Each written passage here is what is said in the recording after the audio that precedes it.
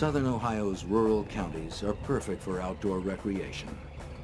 But the calm of this quiet community was shattered in 1989 when a sniper gunned down an outdoorsman without reason. It was only the first in a string of random, terrifying murders. Hiding in the distance behind a high-powered rifle, a madman was hunting humans along Ohio's county roads.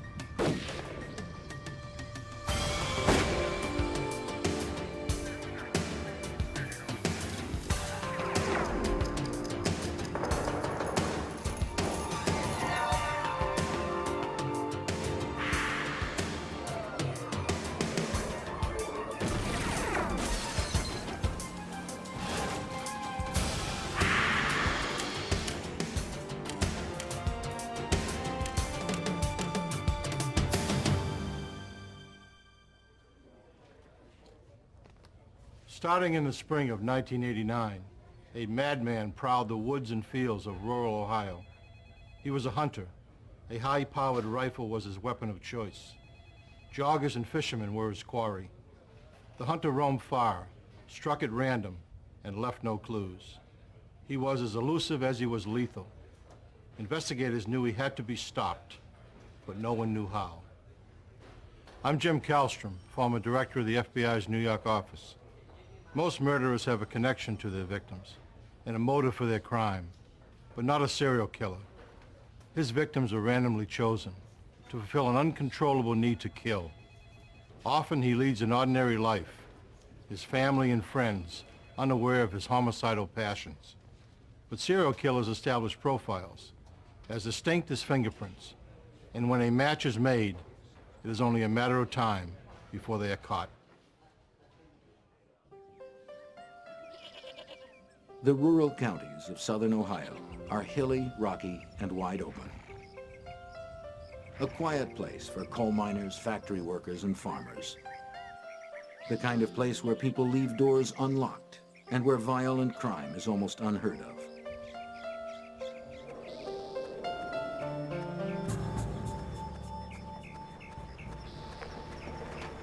On April 1st, 1989, 35-year-old Donald Welling did what he frequently did on Saturdays. He went jogging along the back roads of Tuscarawas County. His quiet morning run ended with a single shot. The rifle bullet ripped through Welling's heart, killing him instantly.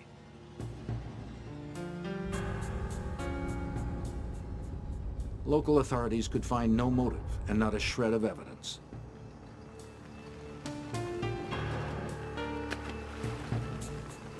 The rifle was never found.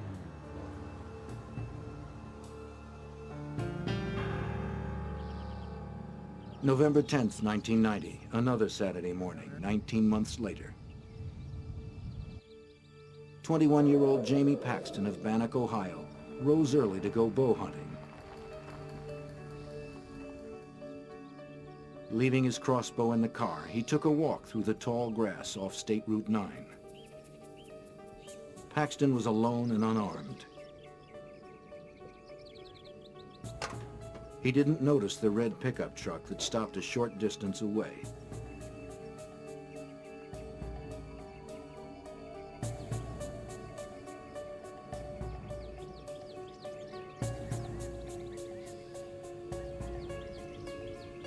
The gunman was quiet and careful.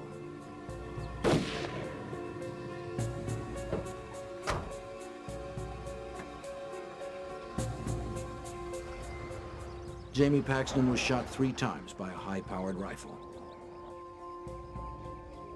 There were no witnesses.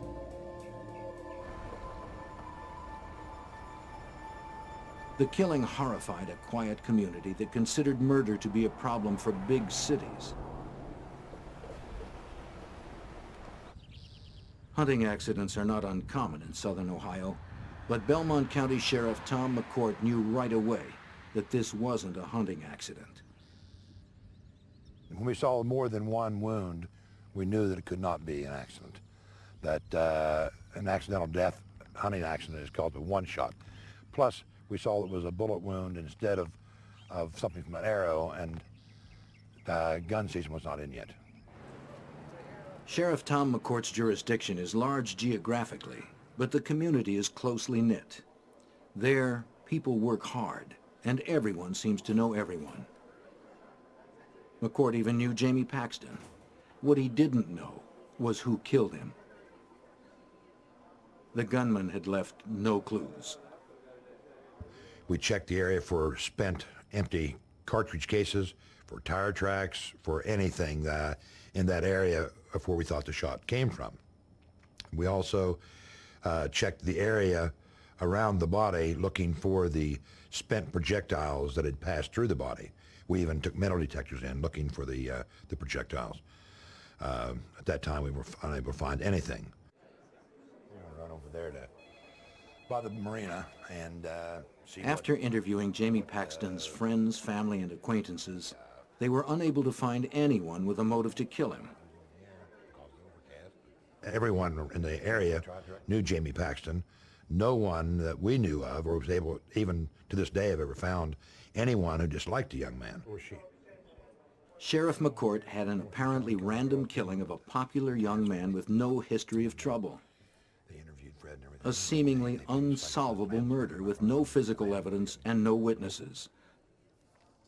Not even a plausible theory about what happened.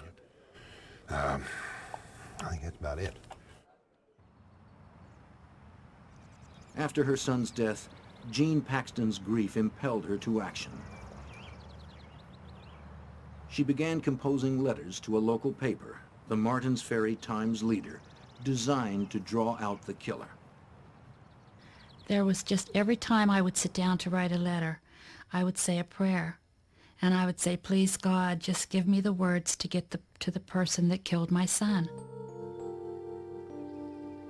The letters were at once stern and passionate. To the murderer of my son Jamie, she wrote, would it be easier for you if I wrote words of hate? I can't because I don't feel hate. I feel deep sorrow at losing my son. You took a light from my life last November and left me with many days of darkness. Have you thought of your own death? It'll happen. Unless you confess your sin and ask for God's forgiveness, you will face the fire and fury of hell at your own death. If the killer were reading Jean Paxton's letters, he seemed unaffected by them. On November 28, 1990, just 18 days after Paxton's murder, 30-year-old Kevin Loring was on a hunting trip in Muskingum County, Ohio, some 40 miles from where Jamie Paxton was killed. While his friends finished eating lunch, Kevin decided to get a head start.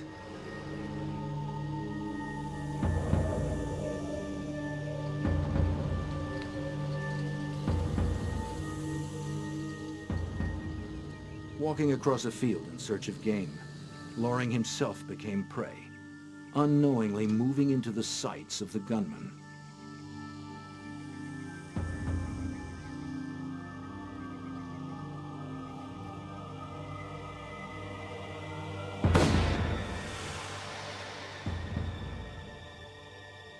Loring was killed by a single gunshot wound to the head.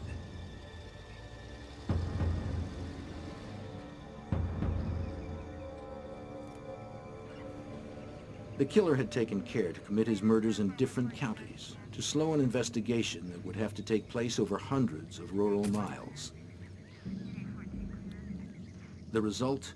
Investigators in Muskingum County were unaware of the other sniper victims in nearby counties. They decided that Loring's death was probably a hunting accident. Jean Paxton never gave up. She kept writing throughout 1991, determined to draw out Jamie's killer. And I always felt if I could get my letters into the hands of the person that killed my son, I felt that I could get a response from them. She turned out to be right. I am the murderer of Jamie Paxton, the typewritten letter read. Jamie Paxton was a complete stranger to me. I never saw him before in my life, and he never said a word to me that Saturday. Paxton was killed because of an irresistible compulsion that has taken over my life. I knew when I left my house that day that someone would die by my hand. I just didn't know who or where. I'm an average-looking person with a family, a job, and home, just like yourself. Something in my head causes me to turn into a merciless killer with no conscience. The letter arrived at the Martins Ferry Times-Leader a few days before the one-year anniversary of Jamie's death. The letter described the Paxton murder in chilling detail. I was very drunk, and a voice in my head said, "Do it." I stopped my car behind Jamie's and got out.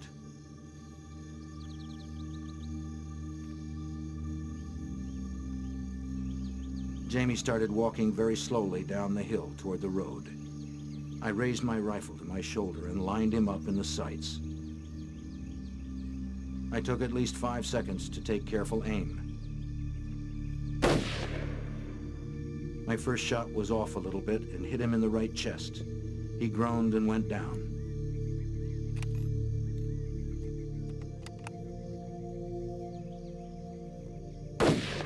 I wanted to make sure he was finished, so I fired a second shot aimed halfway between his hip and shoulder while he was prone on the ground.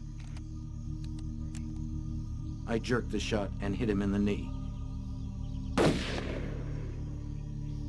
He never moved again.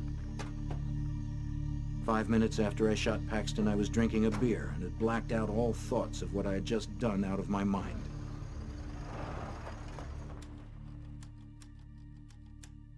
I thought no more of shooting Paxton than shooting a bottle at the dump. I know you hate my guts, and rightfully so. I think about Jamie every hour of the day, as I'm sure you do. For Sheriff McCourt, the letter was a beginning, evidence that might lead to a murderer. But he needed more. The typewriter used to write the letter, a gun. While investigators searched, the killer continued his own hunting.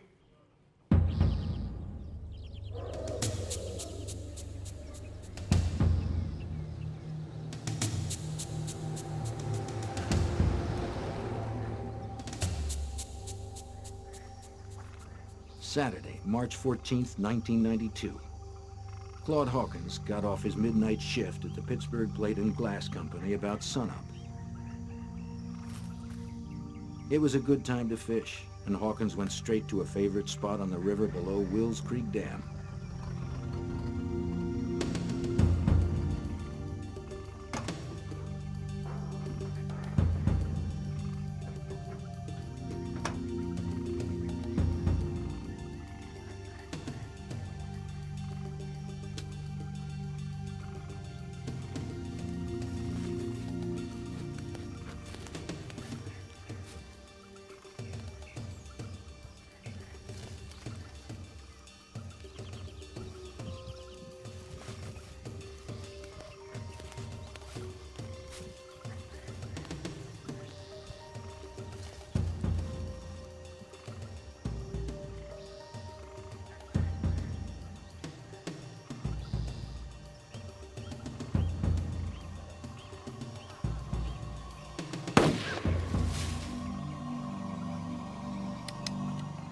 Hawkins had a wife and 4 children. Another outdoorsman had been killed while alone, but this one took place on federal property. The FBI stepped in.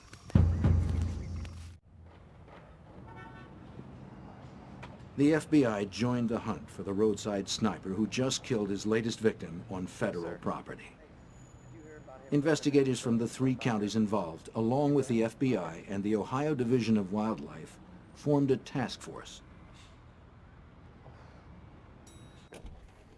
It didn't take long to realize how few clues they had. In each case, the killer had no contact with the victim, no rifling of pockets, no robbery. Shell casings had been carefully removed, and the victims' cars were untouched. Special Agent Harry Trombitis was stationed at the FBI's Columbus, Ohio field office. What we did know is that Mr. Hawkins died from a gunshot, and usually you would find some type of a shell casing in the area. And I remember looking very hard, metal detectors and hands and knees for any shell casings in that, and none were ever found. And so that was something that, you know, if in fact we had somebody who was evidence conscious enough to pick up the shell casing after they shot and killed somebody, we were dealing with a different brand of person here.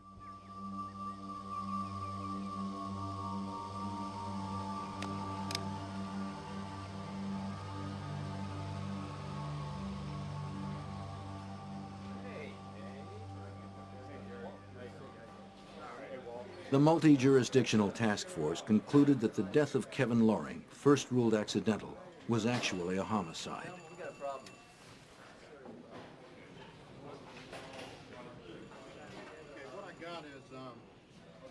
Reviewing the 4 murders, the investigative team saw plenty in common.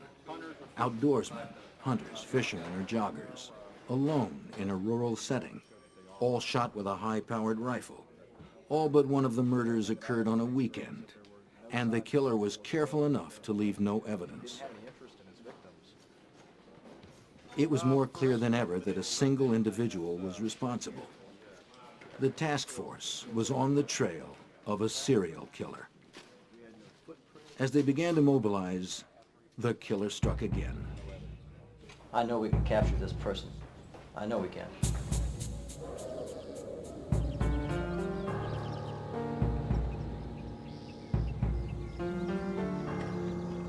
10 days after the task force meeting on April 5, 1992, 44-year-old steelworker Gary Bradley left his home in neighboring West Virginia to go pond fishing in Noble County.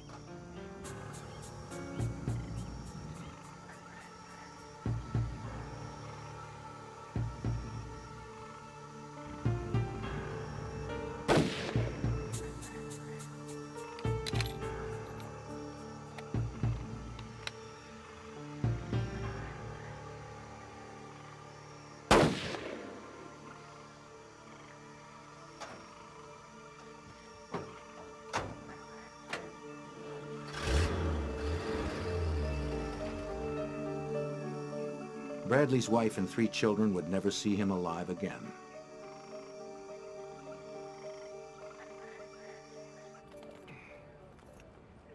The task force had another murder. The road sniper had to be stopped. The task force wanted to learn more about the personality of the sniper. They asked the FBI to draw up a psychological profile of the serial killer. Such an outline would be invaluable in tracking him down. Major Dane Shryock of the Coshocton County Sheriff's Office headed the task force. Right after we had initially made an assessment that maybe these things might be linked, the Columbus FBI office set up a meeting to have the behavioral science unit come to Columbus, Ohio, and actually sit down and talk with the investigators of these 5 counties of the homicides. The FBI's Behavioral Science Unit in Quantico, Virginia, can accurately sketch personality profiles of individuals from sparse clues. Larry Ankrum is a member of the Behavioral Science Unit assigned to the road sniper case. He studied all the available evidence, the investigative reports of the 5 murders, and especially the letter that the killer had written to Gene Paxton. Then I came back to Quantico and reviewed these cases more in detail, and I came out with a formal profile. We were probably looking for a white male. We were looking for someone that was intelligent, someone who was an outdoorsman himself, someone that wouldn't look out of place in the woods, someone that was probably responding to some significant event in his life that was going wrong at that particular time. One of the things that was apparent that it was a sniper type mentality here that we were dealing with, someone that didn't want confrontation, someone that was doing things from afar, and this is something that we see many times with our arsonists. We ought to be looking at some different types of activities that he might be involved in, such as nuisance types of offenses, shooting out windows, shooting out tires of cars, cruelty to animals, arson fires.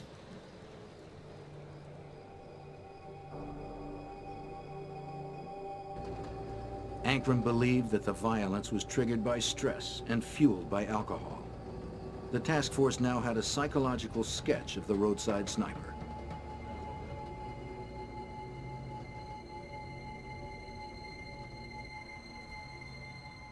And they had his letter. FBI forensic scientists studied the letter intensely. They found distinguishing features in the typeface. If they could find the typewriter it was written on, it would be easy to link the confessional letter to the owner, and thus link the murder to the murderer. They had to hurry. The sniper was still out there. On July 21st, 1992, two hunters in a state park in Muskingum County came face to face with the killer.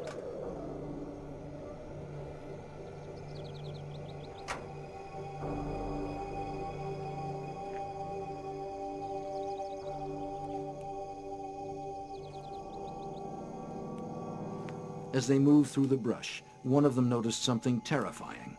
A nearby figure with a gun pointed right at them. They called out to him, and the man scurried away to a red pickup truck. It happened too quickly for the hunters to get a good look at the man or the vehicle's tag numbers. Bewildered, they called local police, who alerted the task force. Throughout 1992, desperate to catch a man still ready to kill, the task force investigated and cleared more than 100 suspects.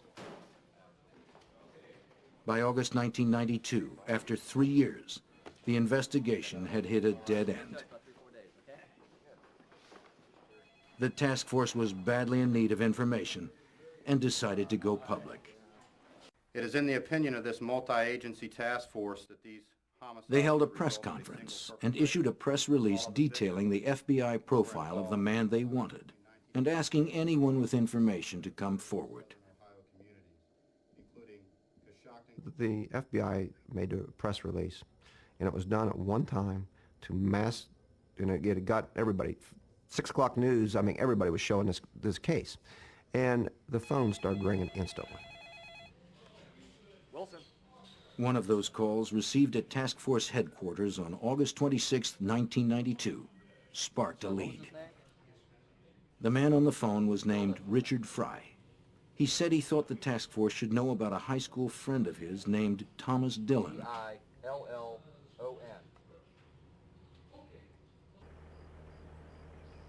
Investigators had a name and someone willing to talk. A task force member arranged to meet Richard Fry at a rest stop on Route 77. Tom Dillon. I went to high school with him. We grew up together. There, Fry talked about his old friend, Tom Dillon. He was always a little strange. They used to drive around rural Ohio, shooting at road signs and small animals. But Fry eventually found Dillon too eccentric and violent for his taste. Obsessed with serial killers like Ted Bundy, Dillon had taken to killing family pets and cattle and setting random fires. Fry got married and for most of the 1980s forgot about his strange friend. But in 1989, Fry ran into Thomas Dillon at a gun show in Cleveland. Tom? Thomas. Dillon invited him to ride along with him again, just like in the old days. Old friendships die hard, and Richard Fry again found himself driving the back roads of rural Ohio, drinking beer and shooting road signs. But Dillon had deteriorated, Fry discovered. Dillon asked whether Fry thought Dillon had ever killed anyone. We've known each other for a long time. 20-some years, I guess. Yeah. Do you think I could ever kill anybody? Tom, like you said, we go way back. I mean... He discussed how to get away with random killings, including the tactic of killing in different counties to thwart investigators. Kill them in separate counties, you know. They never connected. And being at random, They'd have no clues whatsoever. Not average, your average guy. Fry said that when he read the press release, he immediately thought of Tom Dillon. He gave a description of Dillon, including the vehicle he drove, a red pickup truck, just like the one spotted by the hunters. Yes, as a matter of fact, it is. Lieutenant Walt Wilson of the Tuscarawas County Sheriff's Office was a task force member. His job was to follow up on leads and tips, which were coming much more frequently as press coverage of the case increased. He decided Tom Dillon fit the FBI profile and needed to be investigated. I began to follow up on the information that Mr. Fry had given us. I went to Tom Dillon's workplace in the city of Canton. Dillon had been employed for a dozen years as a draftsman at the Canton, Ohio Waterworks. Wilson obtained Thomas Dillon's work schedule to compare Dillon's days off with the dates and times of the murders. The purpose was to eliminate Dillon as a suspect, but he couldn't. He found that Dillon didn't work weekends when most of the incidents occurred, but that didn't prove much. However, 2 weekdays Dillon took off from work caught Wilson's attention. July 21st, 1992, the day the hunters saw a man point a rifle at them, and November 28th, 1990, the day Kevin Loring was killed. Dillon could be the one.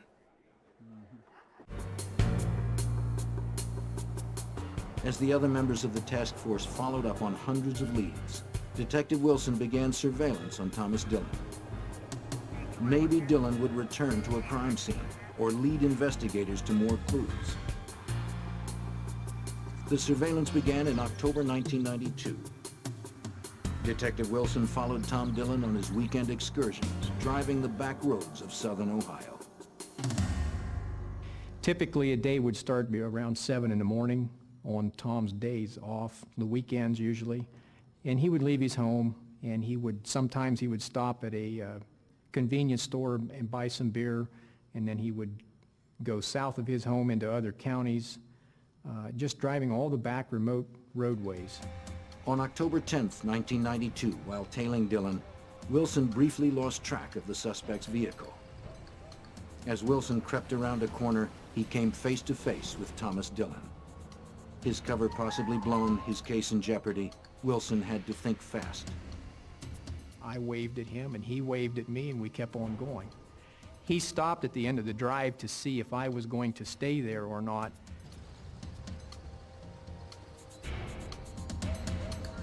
Wilson couldn't risk being identified. He let Dillon drive away. My big concern was I hope he doesn't stop and ask me what I'm doing on that property, because I had all of my gear laying in the car with me, and I didn't want him to see my radios and my gear that I had with me.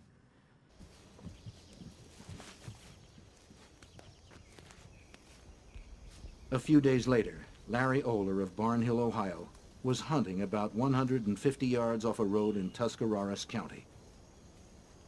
He heard a car stop. Through the trees, he saw a stocky white male. The man lifted a rifle.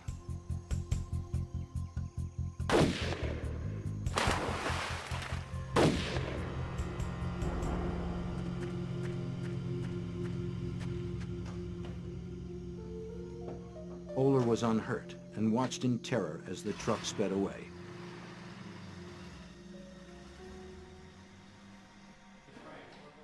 Although Oler's description of his assailant resembled Dillon, he was unable to make a positive identification. The task force realized that Thomas Dillon was their most likely suspect. Surveillance of him would have to be beefed up. Throughout October and November of 1992, the FBI coordinated a massive air and ground surveillance. Dillon was observed shooting road signs and busting car windows with rocks, exactly the sort of petty vandalism outlined in the FBI profile. But if they arrested Dillon for vandalism, they might never gather enough evidence to arrest him for the murders. It is difficult to tail someone on an empty rural road in broad daylight. The stakes were high. If Dillon tried another shooting and the FBI weren't in the right spot, they could have another murder. If they crowded Dillon too much, they might be found out, and Dillon would slip into hiding. The ground surveillance had to be well off of Dillon. Agent Trombitis and Captain Shryock relied on the air surveillance as their eyes and ears. They would move in if something happened. One day, the surveillance team faced its worst fear. Trombitis and Shryock were far behind Dillon when the air surveillance called out an alert. Up ahead of Dillon, on the road, was the classic profile of a road sniper victim. A jogger, female this time, alone, in a rural setting. If Thomas Dillon were indeed the gunman, this jogger may be irresistible bait. Trombitis and Shryock got nervous. Hoping for the best, they sped forward. Dillon continued too, right toward the jogger.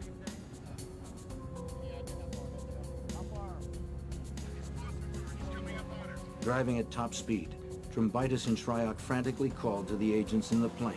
Where is he? Is he stopping? The airplane reported back. Dillon is approaching her. There is no one nearby. The agent's car hurtled forward. A call from the air. Dillon is pulling up alongside the jogger. The agents held their breath.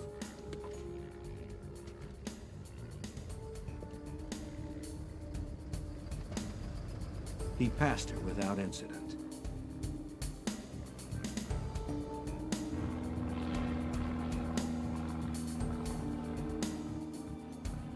The feeling of relief lasted only moments. The airplane radioed that Dillon had taken a right turn onto a smaller road. The aerial unit stayed on him, instructing Trombitis and Shryock where to turn. Then a second right turn. Could he be circling back? They called to the airplane, is the jogger still there? Dillon continued to make right turns until he was back on the road the jogger had been on. His U-turn justified the agent's fear. He was going back for her. Where is the jogger? Trombitis yelled into his radio. Cannot see the jogger, came the reply. But the agents knew she had to be somewhere ahead of Dillon. If he came upon her again, they were sure he would kill her.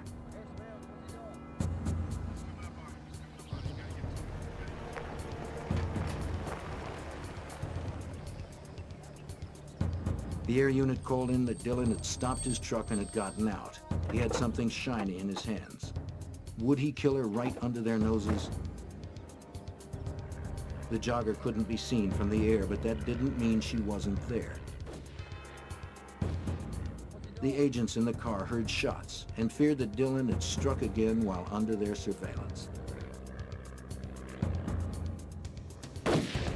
But the airplane radioed that Dillon was shooting a stop sign.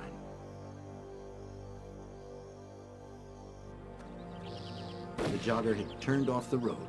She was safe, unaware of her close encounter with Thomas Dillon.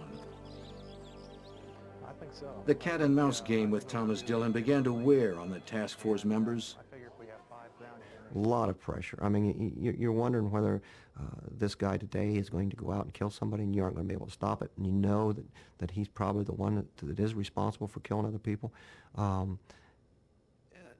You're working 14, 16 hours a day. You're living out of a car. You're drinking coffee like policemen, you know, and you aren't eating right. And the stress is tremendous. But the net continued to tighten around the suspect. The murderer, in his letter to the newspaper, had admitted being bothered by the Paxton murder and visiting his grave. Investigators returned to video footage of Jamie Paxton's grave recorded November 10, 1991, the first anniversary of Jamie's murder. Many people paid their respects that day, but curiosity rather than respect was the agenda of one visitor photographed, Thomas Dillon. Investigators immediately recognized the man they had been tailing. Surely he was the sniper, but to earn a conviction they needed direct incriminating evidence.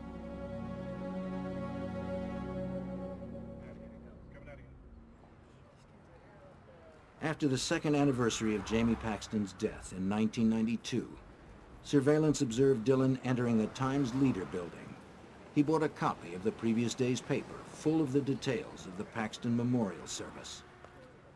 The FBI had good circumstantial evidence on Thomas Dillon, but they still lacked physical evidence, a bullet, a gun, or a typewriter, to link him with just one of the victims.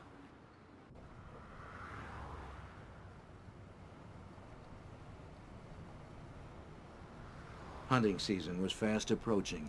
Dillon was still out roaming the rural roads, drunk, armed, deadly. The communities of southern Ohio had been terrorized for 3 years. The people feared going outside, but tried to live normal lives. Dillon had to be taken off the streets. The task force knew Dillon had been in trouble in the past for illegally owning a silencer and was forbidden to possess firearms, a stipulation he clearly violated during his vandalism sprees. The task force had little choice. Before he could kill again, they would arrest Thomas Dillon. But the plan wasn't just to arrest him on a weapons violation, but to convince him he was caught red-handed and get him to confess to murder. Lacking ballistic evidence and holding only a relatively minor weapons charge on Dillon, the FBI badly needed to elicit a confession. Trumbitis had a plan. Since we knew what his routine was through the surveillances and that, where he left his residence and he would go to this dairy mart every day before he left and went on his 300-400 mile drives, we would try to make the approach at the dairy mart. And what we had was an office building right across from the dairy mart where we occupied. We took over the basement of that building. Detective Wilson and I did was we went down into the basement where we were going to conduct the interview, and we put up along the walls of the whole room maps of the areas that he drove in, crime scene photographs, newspaper articles. We wanted to make that setting just irresistible to him.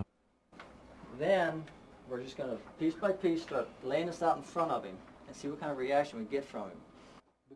It would be overwhelming, and you know, it would put him in the best frame of mind for us to be able to sit down and interview him and get a confession. Mr. Dillon. On November 27th, 1992, the plan went into effect. Their entire case so far rested on getting a confession. The idea was for when he came out of the dairy mart, we were going to approach him, identify ourselves, and basically request that he follow us voluntarily over to this room where we wanted to share some information with him and show him some things that we knew that would interest him. If Dillon refused, Trumbitis would raise his right hand to signal ATF agents who are responsible for making arrests in weapons cases to cuff Dillon. And I can just remember his reaction. I mean, his jaw just for about 5 seconds, and then he composed himself and he said, "I want to talk to my attorney first." That was the cue. Trumbitis gave the signal and the ATF agents stepped in and arrested Thomas Dillon. Dillon didn't realize it, but it was a bitter defeat for the FBI. Trumbitis thought he'd blown it, despite all the evidence he'd gathered. Despite his certainty that they had the road sniper, he feared that he would see a 5-time murderer quickly released on a minor weapons charge. At the very time of Dillon's arrest, other task force members were executing a search warrant on Dillon's house. Finally, the FBI felt they would come away with the physical evidence desperately needed to link him, once and for all, to the murders. But they didn't. To their surprise, the search turned up nothing more incriminating than some area maps marked with arson and vandalism sites. Dillon was refusing to talk. They were holding him, but there was nothing they could do with him. It was pretty much over when he said he wanted to talk to his attorney. So we went back to the restaurant and we were going to have a cup of coffee, and all of a sudden we got the word that he wanted to talk to us. And so Walt and I jumped into our car and we made a beeline to Stark County Jail. Trumbitis and Wilson confronted Dillon with one piece of evidence after another. Photographs, videotapes, newspaper clippings showing his link to the murders. I would pull out one piece at a time and show him, and just as we had suspected, he just was keenly interested in the information that we had, the surveillance pictures, the crime scene photos, you know, just the animal, you know, the shots of the animals that we had along the roadways and that. You could just see that he was just fascinated by that. Fascinated but not talkative, Dillon said it would serve no purpose to admit anything now. Another dead end for the FBI. Dillon's attorney was arguing that he should be spared jail time on the weapons charge. Now, unless something turned up on him very quickly, Thomas Dillon would have to be released. Thank the various representatives of the media for showing up today. The task force was now fighting the clock. Desperate for physical evidence, they held another press conference, appealing to the public for any information about guns they may have bought or sold with Thomas Dillon. Haven't had any contact with Mr. Dillon. Meanwhile, task force member Jerry Wade of the Ohio Division of Wildlife was following up on a tip. A witness steered Wade to a spot where he had seen Thomas Dillon firing his rifle a couple of years back. Wade hoped that would lead him to some ballistic evidence to link Dillon to one of the killings. This individual that brought it to our attention that he'd seen Thomas Lee Dillon shoot this deer with a rifle thought the rifle might be one of them that was used. And if we could locate some physical evidence, the shell casings per se, and if we could get those and match them to the murder weapon, we could put that rifle in Thomas Lee Dillon's hand prior to the murders, which would really give us a lot stronger case as far as him possessing the rifle prior to the murders. The chances of finding the small shells in such a wide area were slim, and it had been 2 years since the rifle had been fired there. Determined, Wade patiently combed inch by inch through a grassy field where the anonymous witness said he saw Dillon shoot the deer. Beginning at the tree described by the witness, Wade searched the area in a circular pattern by hand and with a metal detector, carefully marking off the territory.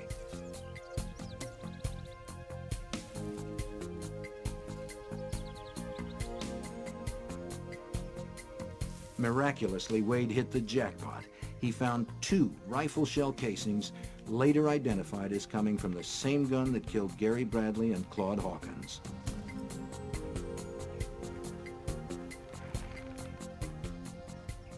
Finally, a physical link to the murders. I felt like celebrating. It was just unbelievable that I found them, because after the time, the length of time that had been since the shooting and the incident, and the individual wasn't sure the location of the tree exactly. The scene had changed since he had been there. They had removed a fence row and pushed out the area. So I felt very, very much fortunate to find him, and I felt like a celebration at the time. It was just like, you know, it was a gift handed to you. Meanwhile, the publicity from the press conference asking the public for help was about to bear fruit.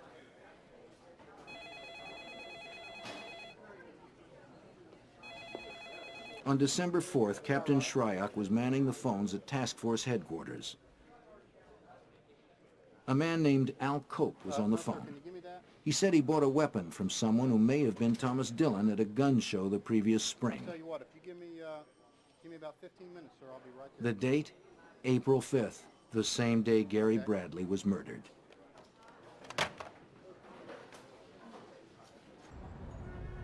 The rifle was sent to the FBI laboratory in Washington for ballistics testing. Special Agent Paul Schrecker is a ballistics expert for the FBI.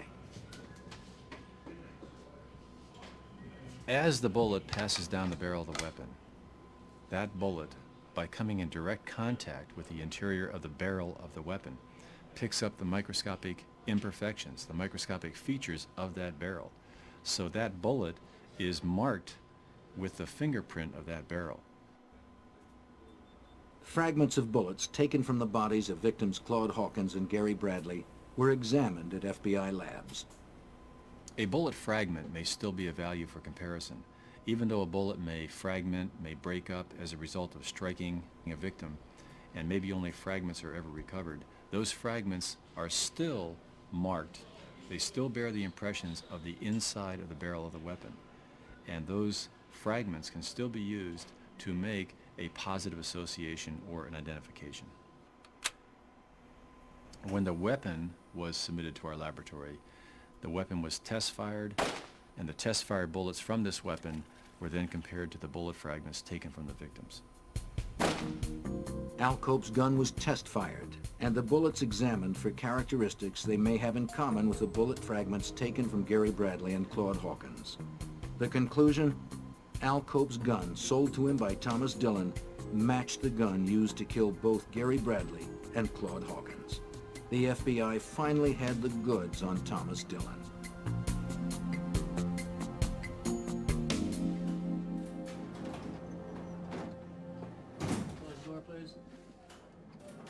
Agent Trombitis visited Dillon in jail and confronted him with the evidence. He and his truck fit the descriptions of the few witnesses. He had been off work when each murder had occurred. He had a history of random violence and gunplay. And the FBI could prove in court that a gun he once owned killed at least 2 of the victims. What kind of proof? What kind of proof? All the proof we need. But Trombitis knew Dillon was guilty of all 5 murders, and he wanted closure for the victims' families. He offered Dillon a deal. As leverage, Trombitis reminded Dillon that he faced Ohio's electric chair. Dillon got nervous, and he began to negotiate. And what's your assessment of the situation? I still can't believe you got that hard of evidence. Well, we have evidence. Thomas Dillon met with the prosecutors in June of 1993. He agreed to admit to 5 killings if the death penalty were dropped as a possible sentence. Terms, 1 each for each of the acts committed. On July 9th, Dillon confessed to prosecutors in order to save his life.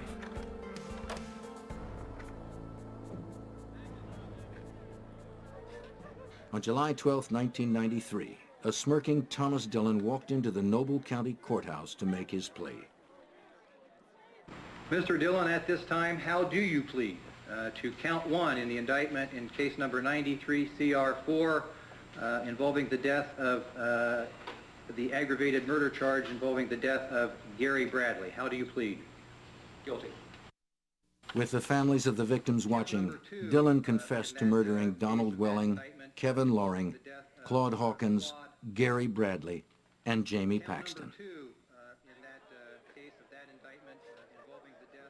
He was still smirking and unrepentant as he left court.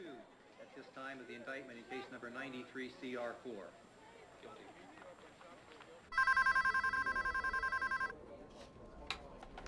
Hello?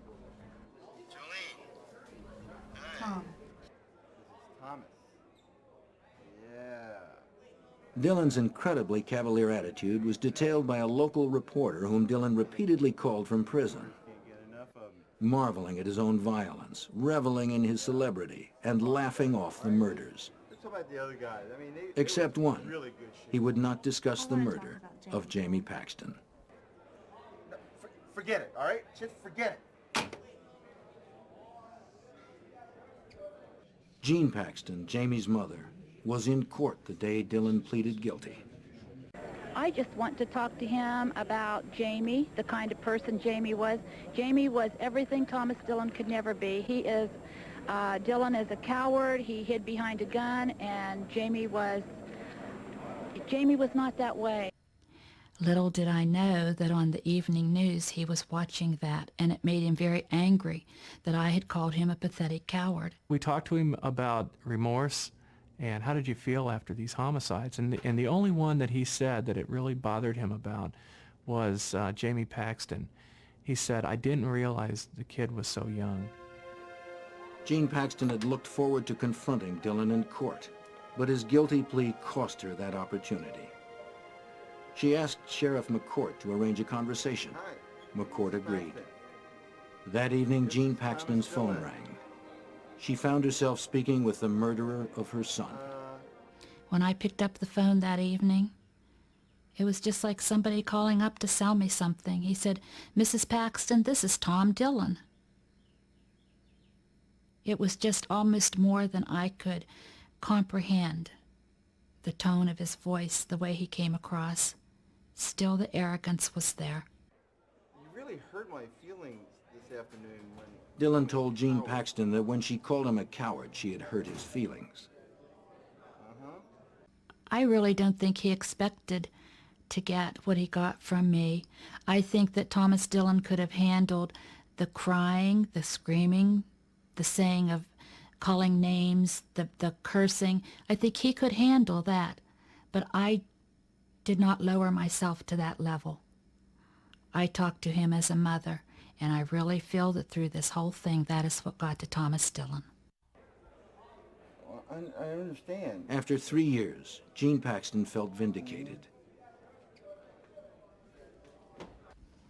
I felt really good. I walked out on my front porch, and I just felt like for the first time in 3 years that I was free. I was free of Thomas Dillon. I felt that I had defeated him by words, and I did it all for Jamie. Thomas Dillon made it clear he did not want to go to Lucasville Prison, the toughest in Ohio. So Jean Paxton saw to it, with a petition drive, that was exactly where Dillon was sent. In August 1993, Jean Paxton won a $25 million wrongful death judgment against any future money Dillon might make. Dillon's wife had been trying to sell his story to Hollywood. Paxton and State Senator Bob Nye passed the Paxton Bill, barring killers or their relatives from profiting from the crime. Thomas Dillon remains in Lucasville Prison. He is eligible for parole in 165 years.